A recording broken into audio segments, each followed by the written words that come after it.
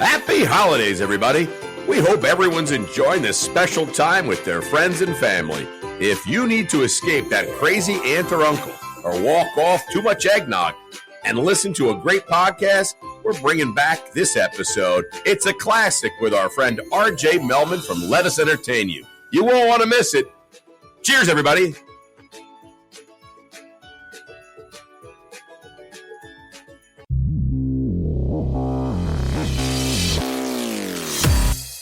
Thanks for joining us for Season 8 of the Hospitality Hangout, a hospitality-focused podcast where the founders at Branded Strategic share their insights and bring technology and innovation leaders that are making things happen in the industry we love. My name is Jimmy Frischling, otherwise known as the Finance Guy. I'd like to introduce my partner, Mr. Michael Schatzberg, also known as the Restaurant Guy.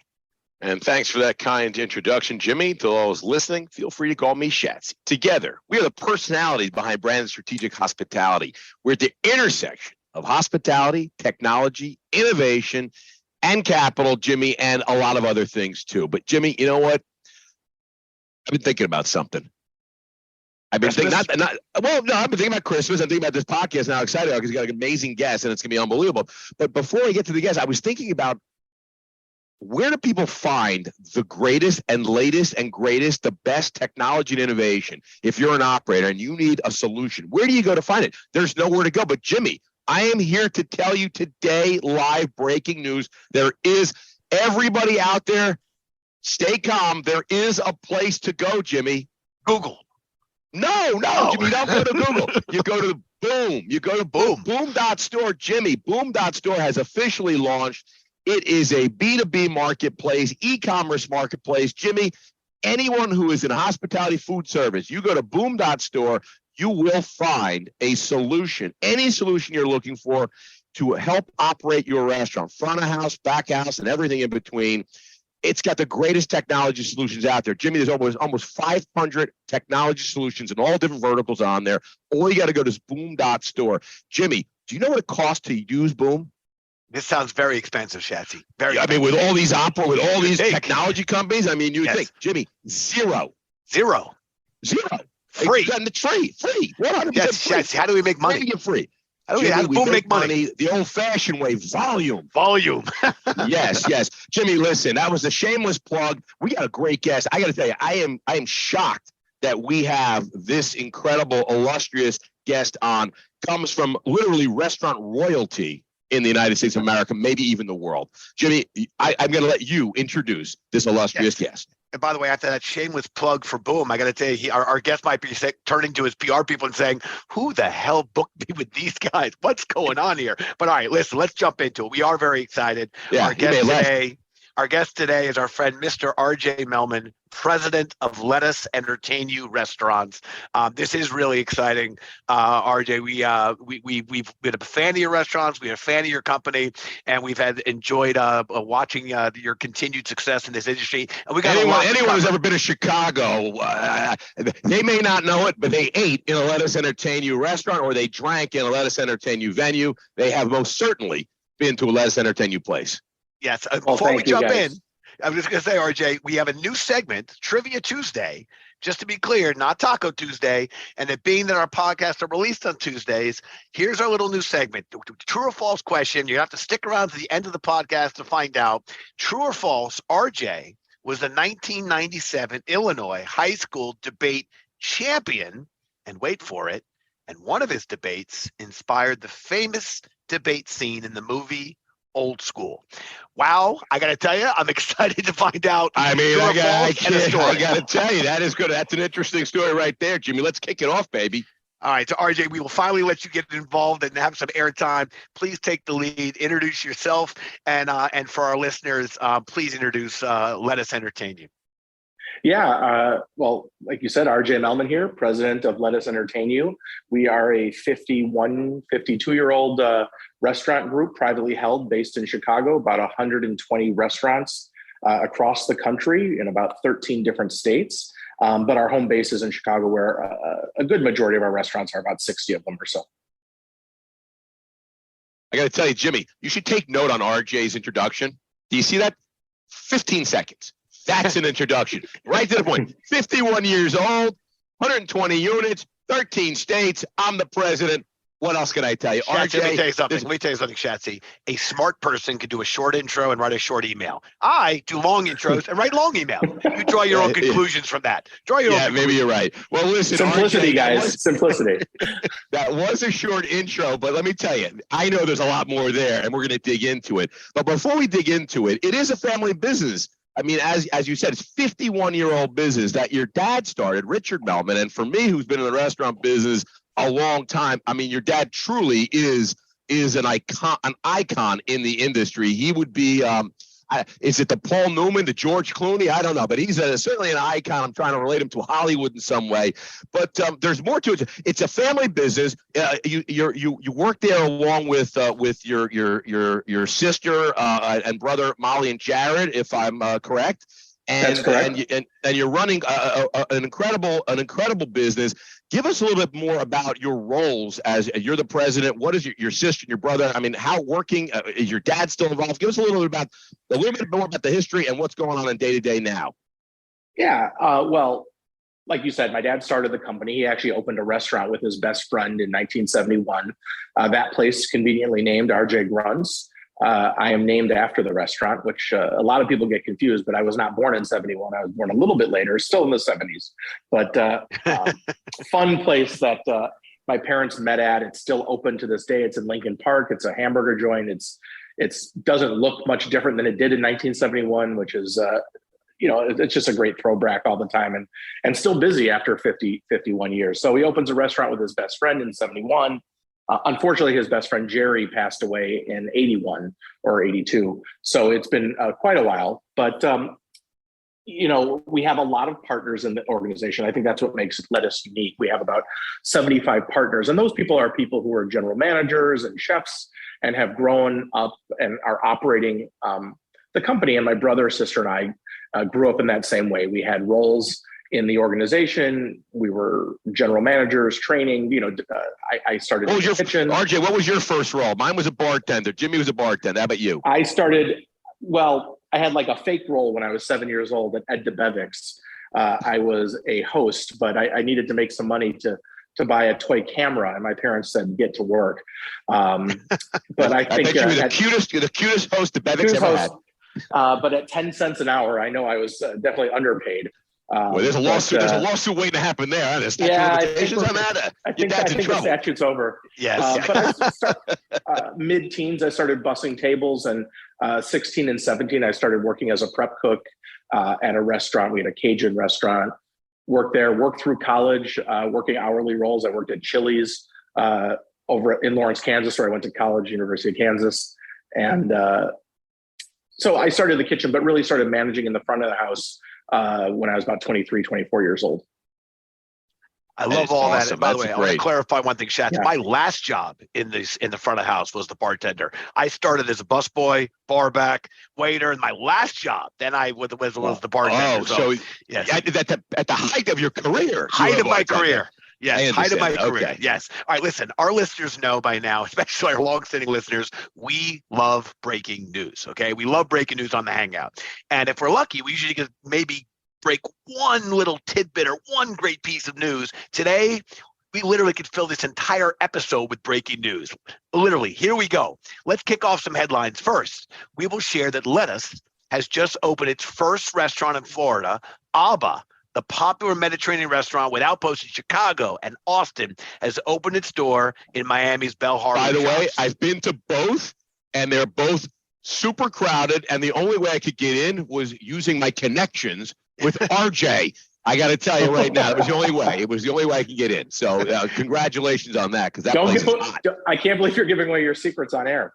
Yes. Well, we edit that out. We edit that right out. And that's okay. Shatz is also going to give out, RJ, he's going to give out your phone number later to all our listeners. A cell phone. If you need a reservation, here's RJ's cell, of course. But wait for it. We're not done. Also, RPM Italian going to West Palm Beach. You're opening Summer House in Disney Springs in Orlando. So with all this Florida expansion, RJ, what can you share? Lots of great news. Sounds like RJ's moving down to Palm Beach. That's what it sounds like. Too cold up there in Chicago. Great. It's 16 degrees today. It's like a day that you definitely want to live in Palm Beach or anywhere else besides here, but it's quite sunny, so it's okay. The interesting thing about both the Disney project and Miami Bell Harbor is that those happened pre-pandemic. Those visas were actually signed in 2018 and 2019. So we had been planning on doing restaurants in Florida for quite some time. I have a lot of admiration for the Disney Corporation.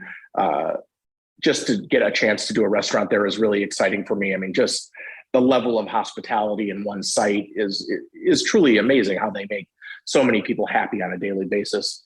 And Miami Bell Harbor was, my grandparents lived in Florida, not too far from Bell Harbor. And that was our afternoon activity. If we'd visit our grandmother, we'd go down there, we'd go shopping. So I have the Bell Harbor shop's iconic, right?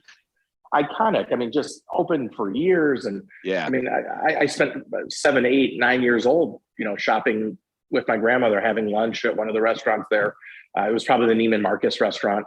But it was, that's funny. those are both places that are really special to us. And we're really excited to do that. And we think that we will continue to do restaurants in Florida, but those first 3 we're really excited about. Well, it's awesome. It's great to see the expansion. You guys are killing it. Let's stick on to upcoming projects and what's going on with Let Us Entertain You, because there's another big one. I mean, Disney's big. Let's make no mistake about it. Disney's big. It's cool, and they are great operators. But I got to tell you, partnering up with Tao Hospitality, and Jimmy and I being New Yorkers, I mean, Tao is iconic here in New York and, of course, in Vegas. But you guys are partnering up with Tao Hospitality, collaborating on a one-of-a-kind members club opening in Chicago in 23. What can you tell us about that? What's going on? Give us a little how that came to be, and when can we go, and how do we get memberships, and do we have to pay? Noah said I can go, Shaz. He said you, not so much. We're going to be a little bit more tight-lipped about this one, but this is a long-time friendship. We have no problem. There's only 6 people on this podcast, RJ, so don't worry about it. See, pick the good podcast to announce this on. Noah Tepperberg, my brother, myself, my sister, and Jason Strauss, we have all been friends for, probably 20 years. And we've always talked about doing something together. And both Noah and I were having dinner probably a year ago, and we started talking about ideas that we were working on. And this sort of came up, this idea of a private members club. And I don't know who said it first, but said, let's do that together. Why don't we do one in Chicago? I think I have a location that might make sense. And we started working on it. We're working with an amazing designer named Joyce Wang. She's based in Hong Kong, actually. So it's a really cool global effort for this. And I think it's going to be a real game changer, certainly in Chicago for members clubs. But I hope will be a new model for how these look across the world. And is this like Soho House kind of thing?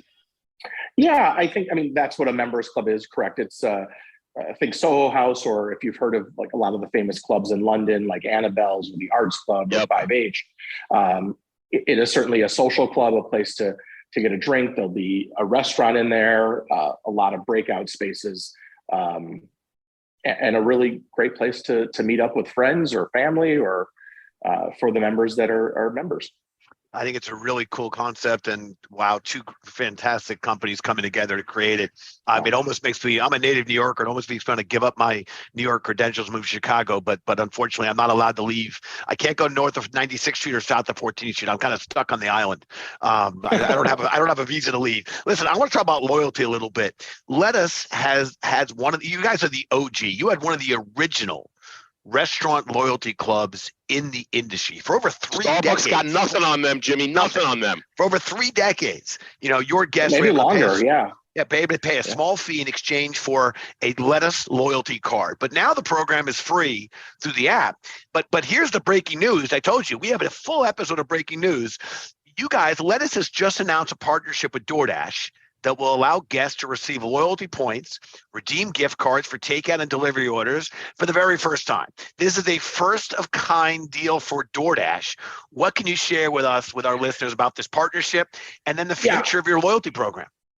Well, I got to clarify a little bit that it's powered by DoorDash, but it's actually through their storefront product. I'm sure there's a lot of people who are familiar with that, which is their white label solution. So if you go through our app, our Let Us Entertain You, Let Us Eats app, you can get and redeem points for your to-go orders, which I think is pretty rare to be able to do, to use your loyalty points for delivery. So it took a little bit of working with them to get it set up, and they've been amazing partners in helping drive that. But yeah, if you go through our channels, you can use all of your loyalty and continue to accrue loyalty. And the cool thing that we found is that we have members that are just delivery only. And yeah, I was going to say it's awesome, because I'm sure you got a lot of business folks that maybe only ordering to the office, or a lot of folks that are only ordering dinner or whatever, and now they can redeem their points, which is fantastic. And honestly, truly never set foot in a restaurant of ours, like only experiences online, which sounds strange at first, but then you think about maybe the local Chinese place that you order from, how often have you eaten at it in person? There are a lot of restaurants that you order from delivery that you never eat at. So it sounds a little strange, but it's still cool to us to see new members joining us. I think it's awesome. It's a great partnership, and I'm excited to hear when you come back on this podcast next year to hear how successful it is. We're already booking dates, RJ, and we'll take care of that. We already have a date in mind for next year. So put it on your calendar now. Listen, there's nothing worse than not being able to redeem loyalty points on delivery orders. So, staying on tech for the moment, I know one of the goals of yours when you became a president was to use tech to transcend hospitality and dining rooms, bring hospitality, technology and hospitality together. Can you share other companies in your tech stack, in your multi hundreds of restaurants that you're using to accomplish this goal? What are you seeing out there that you're loving? What's working? What's not working? What are you thinking? Interestingly enough, we actually didn't start on the guest-facing side, although we are in the process of switching over to Toast POS. That we've been pretty happy with that conversion. Is that breaking news, RJ? Can I announce that officially? I don't know right if it's now? Breaking news. It's breaking news. It's breaking right here that we are breaking news. Lettuce Entertainment has an RFP out, and they have selected Toast is the winner of their point of sale, and they'll be rolling that out to over 121 units over the next week. So that is breaking news. Thank you, RJ. You just made Schatzy's day. You gave him some breaking news. He's so happy. He is so happy. We love Toast, exciting. And we love what they're doing. So I think that's going to be great. But great news. You broke some news that we did in 2019, which is pretty exciting. That I'm glad that people are finally catching on. But we took a little bit different approach to tech, and we are in the process of, and it's a heavy lift of switching over our general ledger, our ERP, our HR solution, and we're sort of building the bones at the gut of the company, and then on the guest-facing side, Toast, will kind of be the centerpiece of it, and then whatever reservation platform we use. We use a bunch of them now. We use Resi and OpenTable and Talk. So those are sort of the centerpieces that we're building around right now. I love it. I think it's great. There's no question that Lettuce is a truly special company, and that leadership starts at the top. And while we touched on at the top of the episode about this being a family business, you have more than 120 restaurants. You're in more than a dozen states. Can you share how you're able to keep this, this family-owned, feel in this environment, given the tremendous growth that you guys are experiencing in the expansion? Yeah. Jimmy, you notice RJ when I said bring up his sister and brother, didn't mention them. Did you notice that? You didn't let me to. You cut me off. That's how he keeps it so great. Like, listen, I'm in charge. You guys aren't. That's how you keep it. That's how you keep it like that. Don't start trouble at RJ's. Don't start cause trouble at the Melman Thanksgiving table. Doing a little shit stirring in the family. It's actually a good time to call back to that, because you had asked what everyone's roles are. Is my dad still involved? And I'm lucky to have my dad as a mentor every day. He has founded this company. He works on projects that he wants to work on. He's certainly still involved on a daily basis. He gives us a tremendous amount of autonomy to run the company and make decisions, and chimes in when he feels to, is an amazing cheerleader for us, and an amazing creative force. There's probably not a day goes by that he doesn't call me with an idea or share something, a thought that he has. And hey, sometimes we agree and sometimes we disagree, but I think when we agree as a family unit, all four of us, it generally ends up being something great. My sister really focuses on the training and development of the company. She oversees a team of trainers. She's really in charge of of making sure that new openings go well. She started her career as a school teacher, actually in the Bronx, and transitioned to working with my brother and I. My brother oversees a big division of the company, sort of the one that him and I used to run together when we created our own division within the company and started opening our own restaurants in 2008. So he oversees a group of, I'd say maybe 15 or 20 restaurants in the company. But all of us have global roles as well, where we sit on the steering committee for the company, shape a lot what's going on. But to get to your question that you asked, which is how do we keep things going well when we have a lot of expansion? The cool thing is that we are a large organization. We have an amazing infrastructure. Being around for 52 years gives a lot of advantages when you're growing. And even though we're doing 7 or 8 projects this year, then another 7 or 8 next year, when you have it's not like we're doubling or tripling in size. It still is a manageable growth amount. That lettuce has historically grown by 7, 8, or 9%, 10% a year in terms of new restaurants, and sales on a yearly basis, probably for the last 30 or 40 years. So we've been consistent at doing that. But at the very core of this is we have amazing people. I love the partners that I get to work with. We have amazing teams. The talent that's coming into the organization from the outside has been amazing. And it's this just kind of cool time to be here where there's just some amazing people coming in. We have great young leaders. Our bench is as deep as it's ever been. We have these young partners that are in their late 20s, early 30s, mid 30s that are all hungry and excited and have years of our culture behind them here. And we couldn't do it without them. You talk about, we just opened in Florida and Miami, that breaking news. And we have a wonderful woman named Cannon Porter who moved down there. She's a partner with us for probably the last 5 or 6 years, and moved down to Miami and to start Miami. And we have a great general manager who was with us for 7 or 8 years who's moved down there. So to have that culture move with us is really important to us, and have people who know our organization. And it definitely gets harder the farther away from home you are, but hopefully we're moving a lot of that with us when we go to these new cities. Yeah, I love it. And I got to tell you, I think doing it the right way, because, once you leave and we've seen it, because we've actually had not great success when we left New York. And I think part of the problem is we didn't plant the flag and move a team there. Nobody wanted to leave New York. So I think the idea that you're literally putting a team down in Miami and you'll build around that, I think you're gonna find that is going to prove to be incredibly helpful and successful for you guys. That's awesome.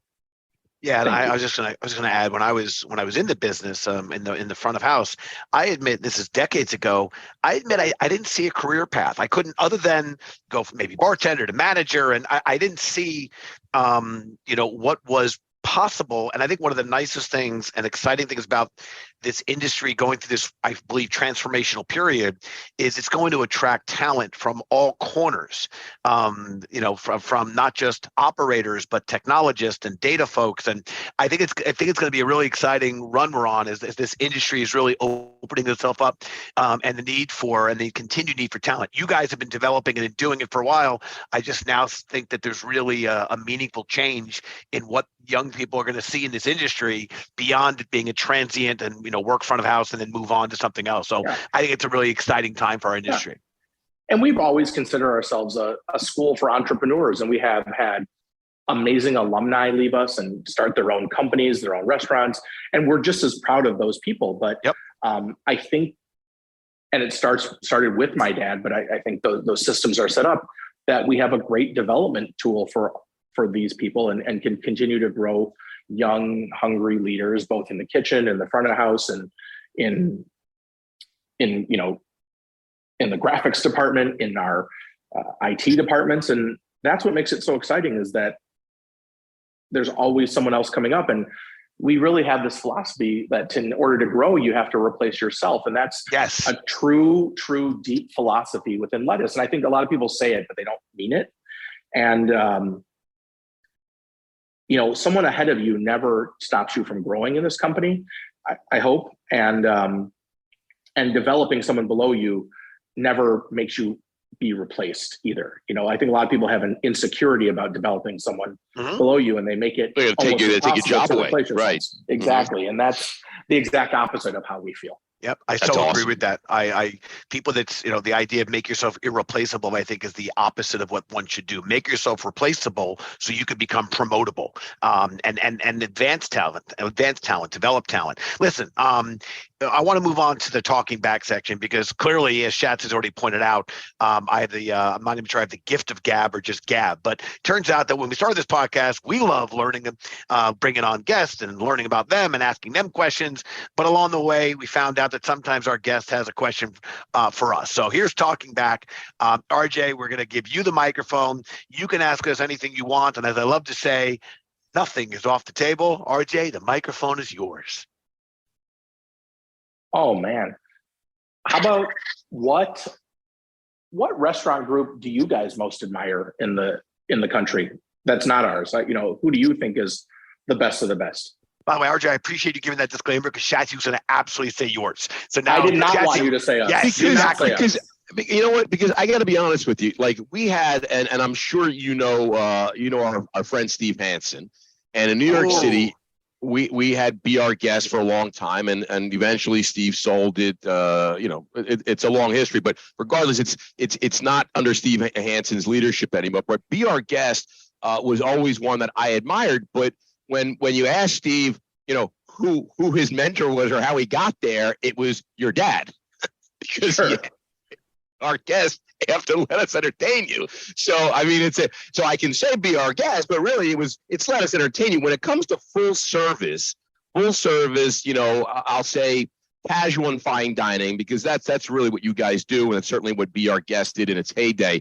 There was nobody better, and I just remember how you did loyalty before anyone even thought about loyalty. I mean, you were doing stuff with loyalty. I mean, there weren't even cell phones. It was like another level of that no one ever seen before. Steve and Be Our Guest was doing that with CRM and guest management, and he knew, they knew who ate at what restaurant, how much money they spent, and they know who got reservations ahead of other people. So when you called Blue Water Grill, they knew if you were a regular at Park Avalon, and that means that you could, if you were, then you got a reservation. So they were doing some really cool stuff with tech, and this is years ago. I remember. He was so advanced. I love Steve. I talk to him once in a while, and it's always nice to catch up with him because he's been a great supporter of my brother and I and our sister throughout our careers too, which is cool to see, that he was obviously a generation younger than my dad, and to have the support from people that maybe my dad got to mentor a little bit as well. But I remember them being really advanced in their security systems. And he had created his own reservation system. You're right, CRM reservation system. Yeah. Didn't want just, kind of put it together with some IT guys. It was amazing.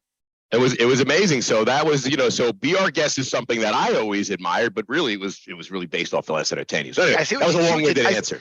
I see what you did there, Shatsy. You gave a shout out to Be Our Guest, but it actually comes right back to our family.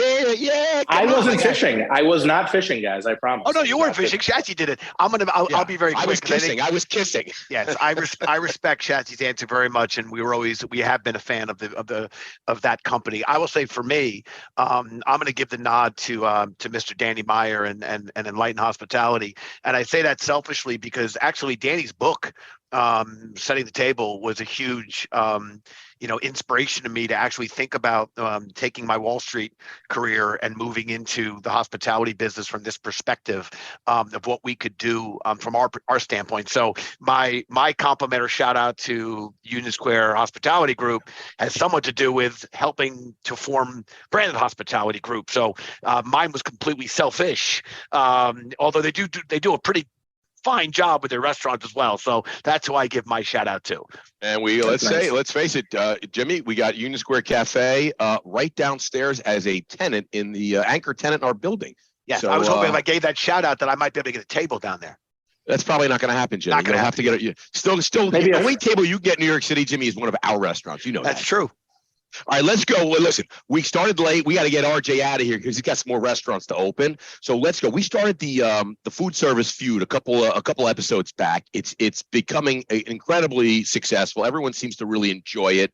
All 8 of our listeners are writing in each week that they love it. We asked over 100,000 people on LinkedIn we asked them one question. RJ and Jimmy, you are going to play the food service feud. Are you guys ready? Ready. Get your imaginary buzzer. Just beep in when you want. I'm going to ask you the question that we ask over 100,000 people on LinkedIn. Every Tuesday on LinkedIn, we ask this question, and here it is. What is your favorite pretzel chain? Go. Aunt Annie's. Aunt Annie's? Auntie Annie's, yeah. Yeah, Auntie Annie's. Number 1 answer on the board. Jimmy's still looking like, I didn't know there were pretzel chains. He goes, Snyder's hard pretzels in a box. Snyder's in a box. Snyder's. Gold's the number 1 answer. I'm not even sure I could name a second one. Yeah, it's Wetzel's Pretzels, by the way. Oh, and I got to tell you, I just was speaking to those folks on the phone, and then Pretzel Maker and Philly Pretzel Factory. Don't know them. Jimmy's sticking with Snyder's hard pretzels out of a bag or a box. But thank you for playing the food service feud. Maybe the last time we do that segment, Jimmy. Yes. The only thing I'm going to say to that segment is, boy, these pretzels are making me thirsty. That's what I have to say about that. I agree. Maybe we should just go to Seinfeld. Let's stick with Seinfeld. These pretzels are making me thirsty. All right. At the top of the episode, we talked about a true or false question. RJ was the 1997 Illinois high school debate champion. And I think the most interesting part of this question, one of my favorite films, that one of his debates inspired the famous debate scene in the movie Old School. Schatz, you care to guess? Silence is good, Schatz. Yeah, go with silence. I don't know. How about this? I'm going to say true, but why don't we let RJ tell us the answer? It's both. It's true and false. The true part is that I was, in fact, the 1997 Illinois high school debate champion. That's why I went to college. Hey, RJ, congratulations, by the way. Thank you. That breaking news. I just wanted to... That is breaking. I don't think anyone knew. Your mom and dad. It didn't make a lot of papers. Maybe it made the page 47 of the Sun-Times back then. Yeah. But the false part is that I had anything to do with the movie Old School. So I was hoping it's that Will Ferrell moment when he crushes the answer. By the way, every now and then Shatsy says something so insightful that it's almost like I can't even believe it came out of him. It's amazing. Well, I was thinking it was when Will Ferrell was running down the street naked that RJ influenced that scene. No, that was I was. That was the scene that he was. We're streaking. Come on, we're streaking. Everyone's doing it. Hey, is it cold outside? RJ the Tank. Cold out there? RJ the Tank in college. Yeah, exactly. Like Frank the Tank. Listen, it sounded better. Frank the Tank, RJ the Tank. Let's get to the Brenda Quickfire. 5 lightning round questions, and then we'll get you out of here because you got a lot of work to do. Listen, 5 lightning round questions. Don't think too hard. Are you ready? Here we go. Taco Tuesday or Fried Chicken Friday? Tacos, no brainer. Where are you getting dinner from tonight? I am ordering in from Wildfire, our restaurant that's been open for about 25 years. But we love nice, yeah. Wow, their that's food. awesome. It's a lot of comfort food. It's a cold day here, and it's a great day to order Wildfire. And my son loves it. What's your favorite food city in the world? Ooh, so I'm going to answer that a little different. My favorite city I've ever visited. I love Sydney, Australia, and I love the food there. I've had great meals. What I like about it isn't that it's worldwide known as an amazing food city per se. But they have such a great influence from Southeast Asia, and I love Southeast Asian food. So Thai and Cambodian, Malaysian, Vietnamese, and it feels like everywhere you go, that there's some of that influence in the food there. So I love Sydney. I love going there. I love the people and love the food. Well, then I'm going to ask you this one: where's your favorite place to travel? Ooh, but I do see that's a little different. I like as much as I like Australia. Yeah, that I do. I could live in London. I think that would be the city I could live in the easiest. I love going there. I was there twice this summer, and there is an amazing food scene there as well. But I love the cosmopolitan nature. I love that it's a little bit closer. So I agree. You know what? And they speak the language there, so it's kind of easy. I can get around. If you were to challenge Jimmy, this is the tough one. This is number 5, and this is always the big one. If you were to challenge Jimmy or I to a limbo dance contest, who do you have better odds of beating? I don't know. Can you see Jimmy right now? I don't think it would be close against either of you. What? I think in which way? You'd beat us both? Use your imagination. There you go. I got to tell you, I think that question. Either way. I respect your answer, and I got to tell you, that was so I've seen rigged. Jimmy can't even touch it. Jimmy can't touch his knees. That was Let me so tell you rigged. what, I'll tell you, there's only one loser in that game, and it's the stick. It's okay. That's fair enough. Yeah, I don't know if that was a great question. That was. I'm good with that question. I think Shatsy, whether you, I know that I'd be the one that he would take down faster. Shatsy's wiry, RJ. You got to remember. Yeah, you know, wiry. He's I'm doing yoga. Who does yoga every day, baby? I'm a yoga guy. All good. Listen, RJ, we want to thank you so much for joining us on the podcast and for sharing all your great insights. We are huge, huge fans of you and your company, and we continue to just really celebrate your successes and continued successes and everything you do for this industry. So we appreciate all of it. If you want to get in touch with RJ directly, as our longstanding listeners know, we're not giving you a cell number, but you can email the podcast team at podcast@brandedstrategic.com, and we'd be happy then to advance and forward your inquiries to RJ and his crew. To our listeners, Jimbo, you know what else? What else, Jimbo? What else? Letus.com. URL lettuce.com, and you can check out everything about their loyalty, their gift cards, all of their restaurants. You can make reservations. They got a great website. Check out lettuce.com. You can see everything. And I got to tell you, I just want to add one more plug.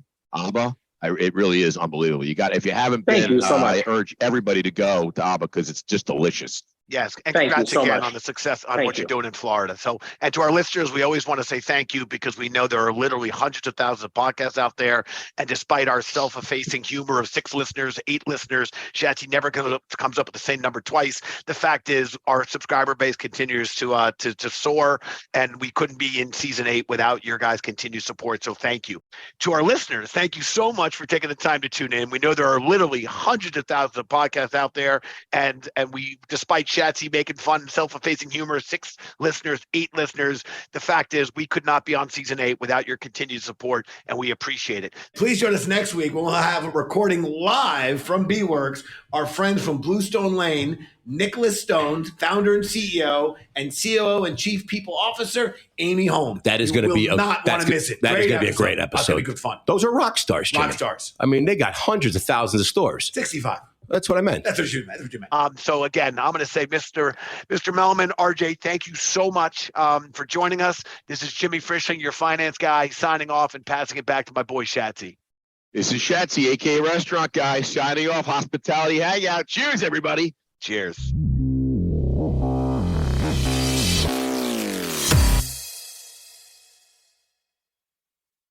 Hey, everybody.